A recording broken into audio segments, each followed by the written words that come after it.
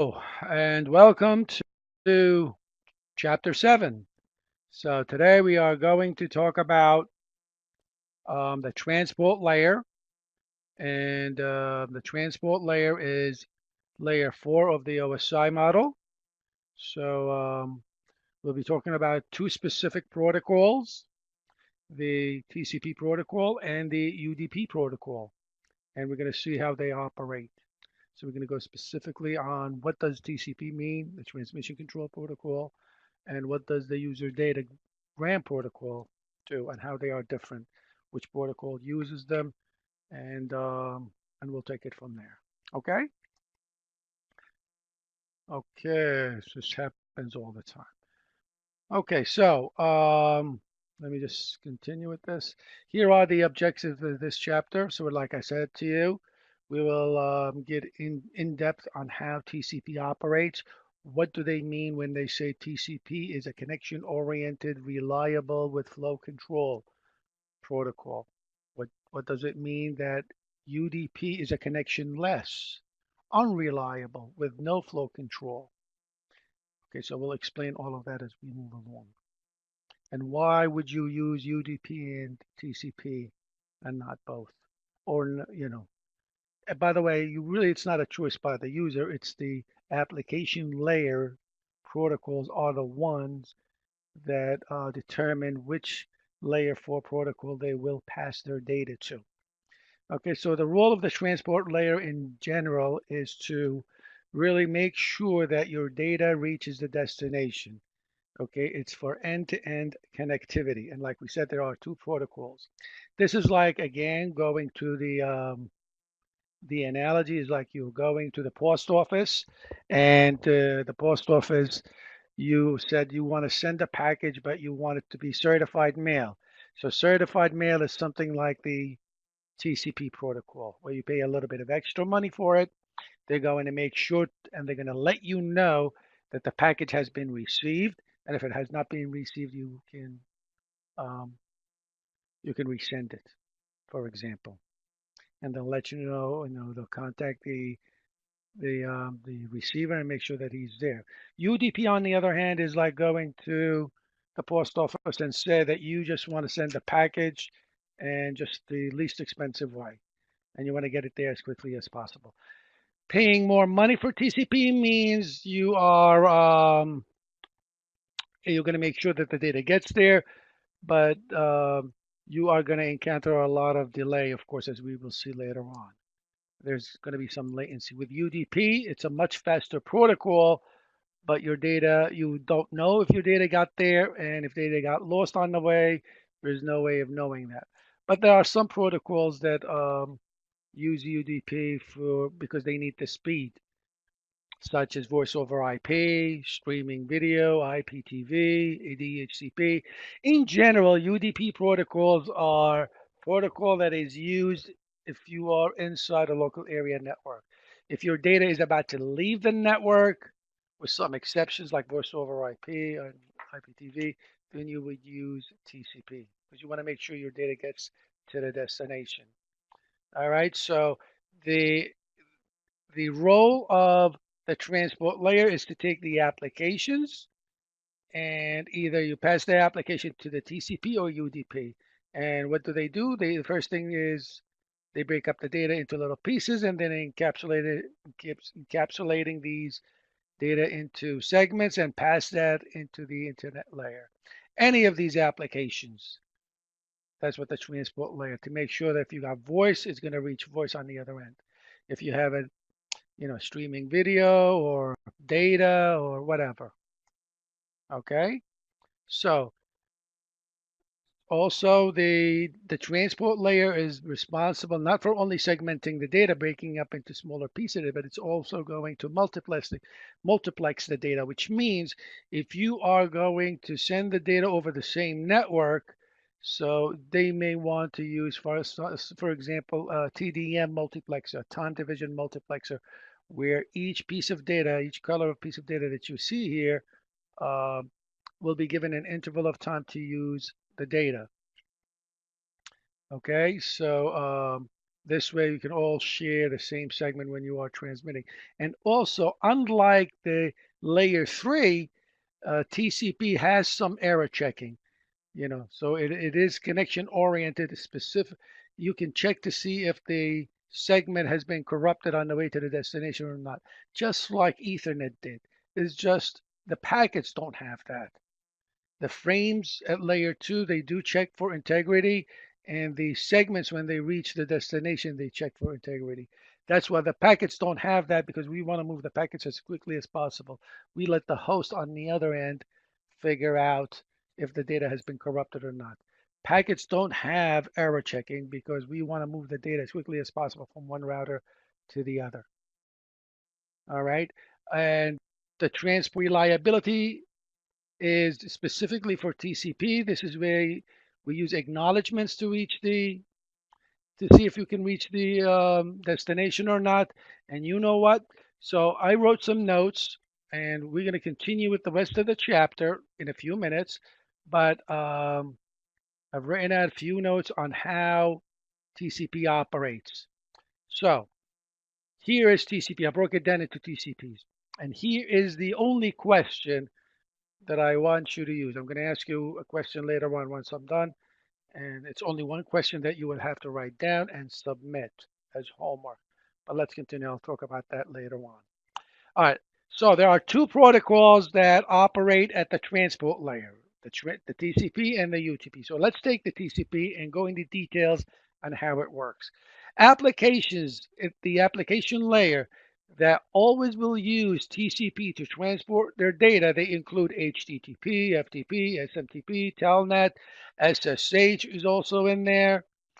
And all of these protocols usually go outside your LAN.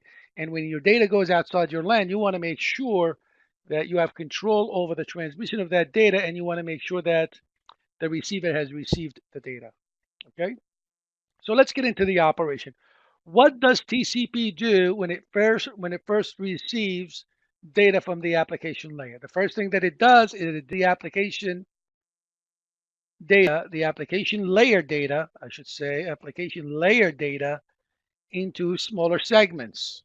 All right, so that's the first thing it does. It takes that big piece of message that you receive from the application layer and you chop it up into smaller pieces.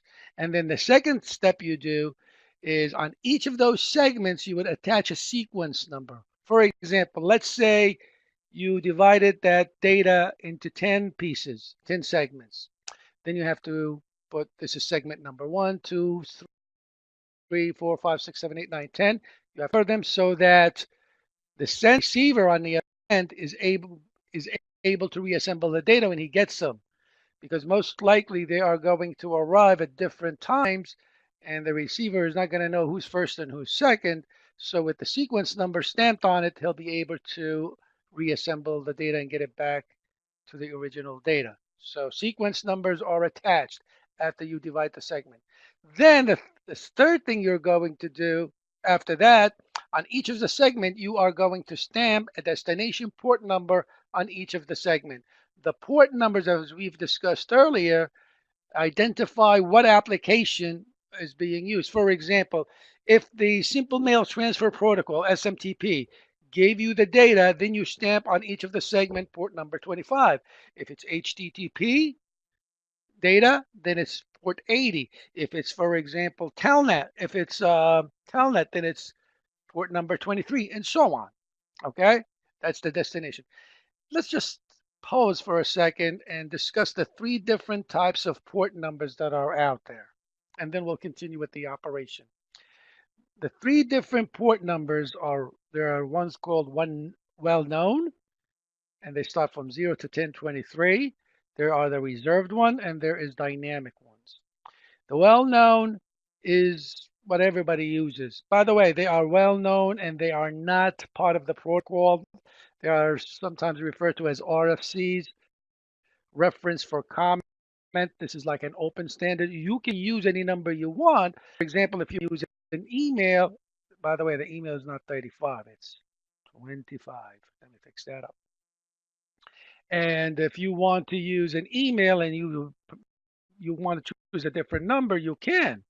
But no other applications out there will probably will not be able to recognize your data as your as an email because it uses they all pretty much use port number 25. So these are the well-known numbers that are out there that everybody uses.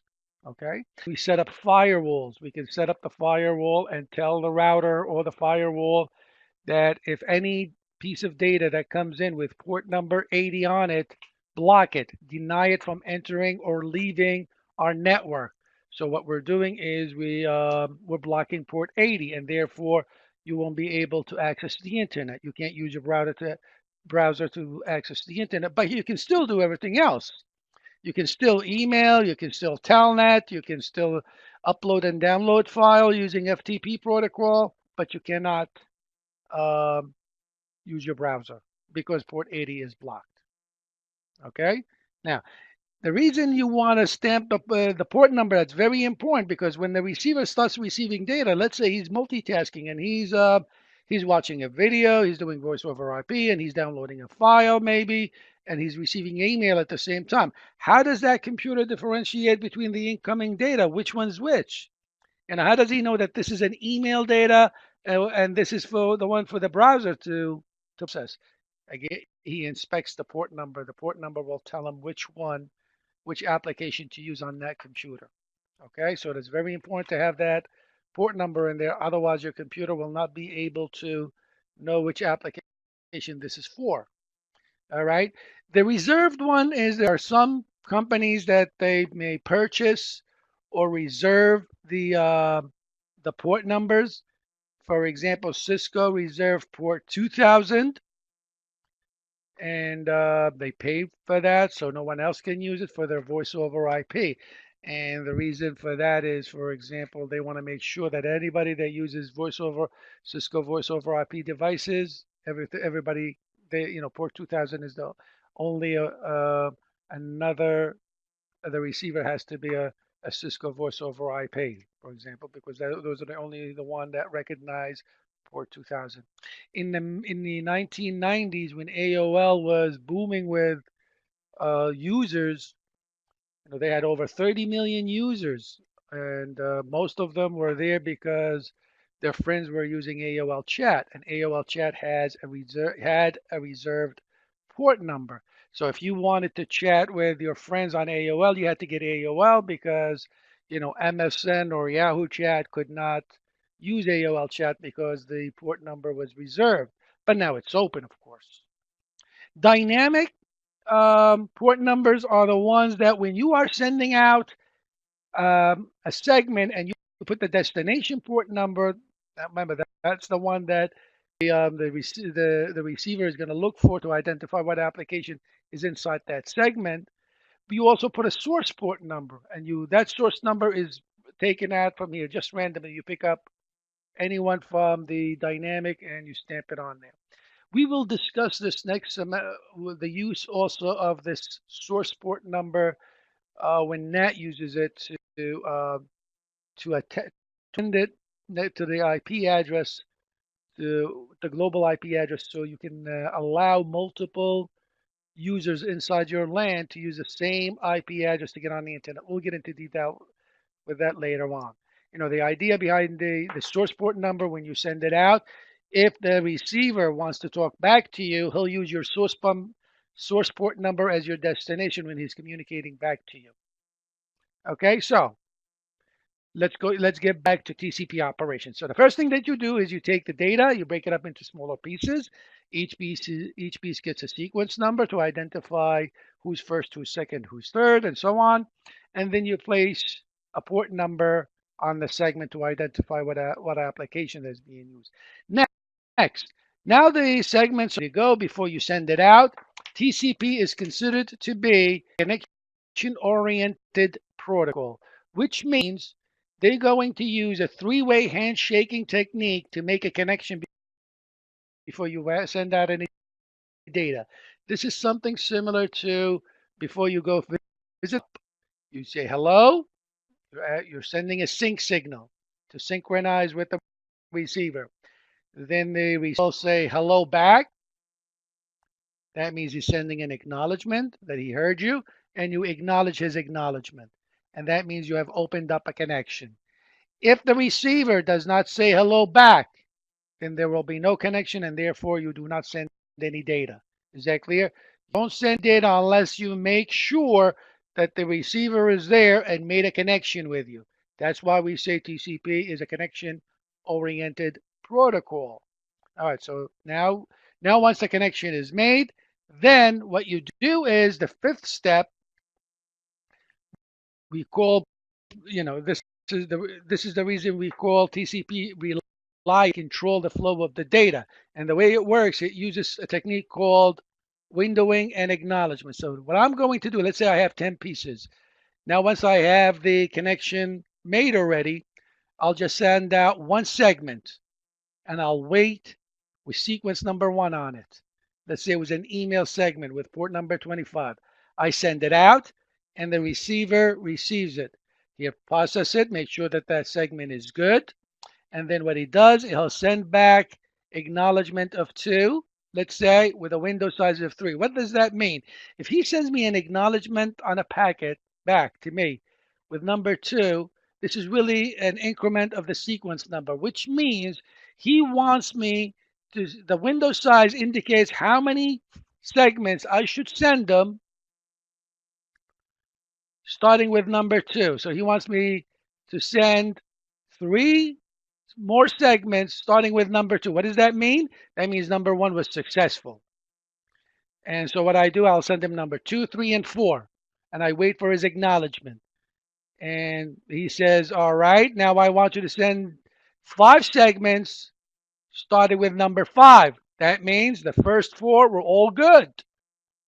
All right, so what do? I send number 5, 6, 7, 8, and 9. And I wait for his acknowledgement. And then he sends me back and he says, oh, number eight was no good.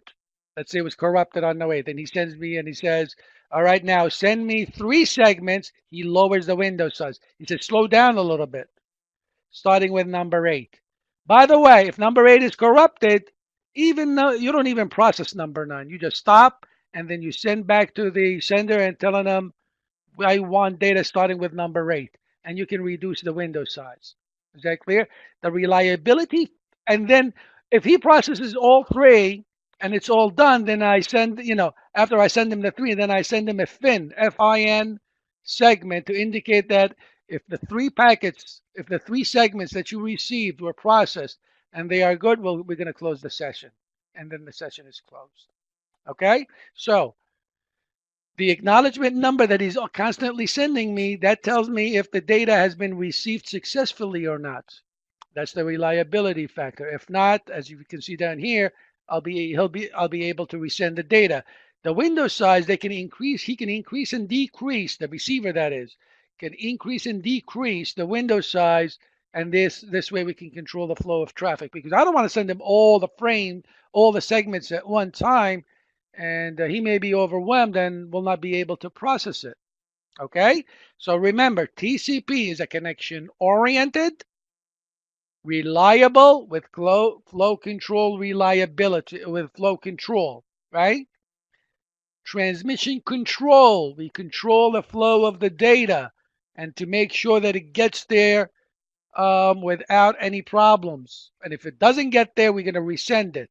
All right. So that's why we always use TCP when you're sending data outside your LAN, because you don't know where your packets are or your segments are flowing out on the internet. So this way, the receiver will tell you if everything's okay or not, or if there's no traffic, let's speed up the transmission and so on. Okay.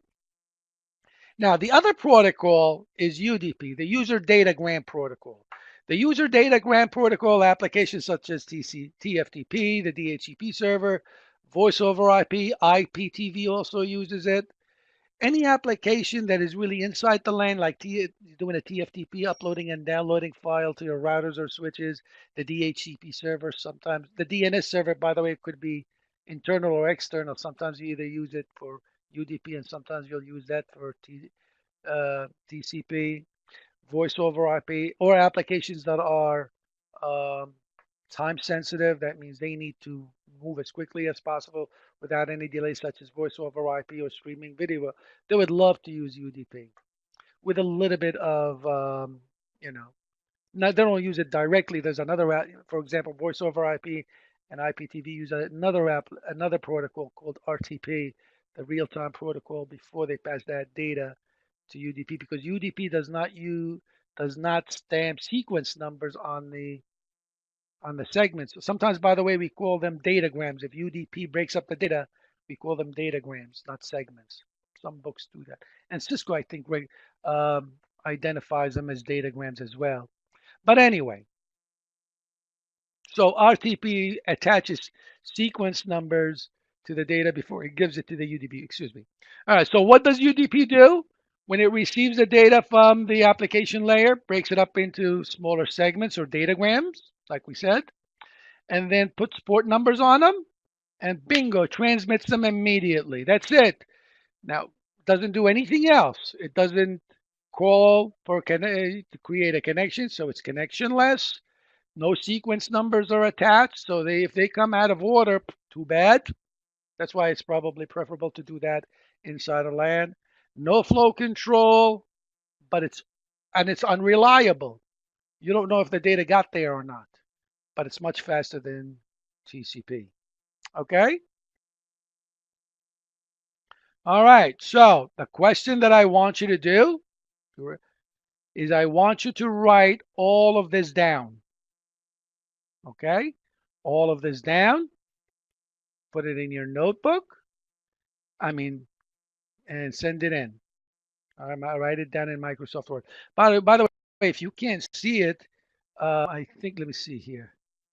You can click right here someplace inside while you're watching, and this will give you a full image of the slides or the Microsoft Word, and you probably can see a little bit better that way. All right, so that's really chapter 7.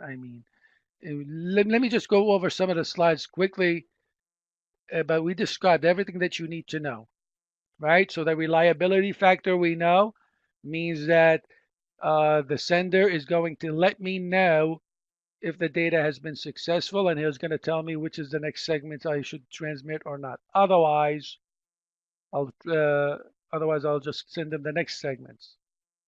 Okay, so as discussed earlier, it's connection-oriented TCP, reliable. Order, that means you have sequence numbers so that the receiver is able to reassemble the data. Flow control. And another thing we did not say, that it's stateful. That means it keeps track of the session, right? It makes sure that who's going in and all the data that's been sent out and how many segments were sent out. Puts it like in a logbook. UDP, on the other hand, is connectionless, unreliable, blah, blah, blah, blah, right? Just like we've discussed. By the way, DNS can be it's a port 53, and it operates at both. It can operate as a UDP or TCP, depending if it's inside the LAN. It most likely will use UDP. If it's outside the LAN, it will use TCP. Okay, so port numbers are the ones that identify the application layer, right? And there you go. You got the destination port, the source port, like we said. And here are the well-known ones, the registered or reserved. And here are the private ones or dynamic ones that you use as your port, right? Here are some examples of the port numbers that we've talked about. More port numbers. If you type netstat, it will give you not necessarily the port number, but the keywords, right? And it tells you if you have been established. That means these ports are open, right?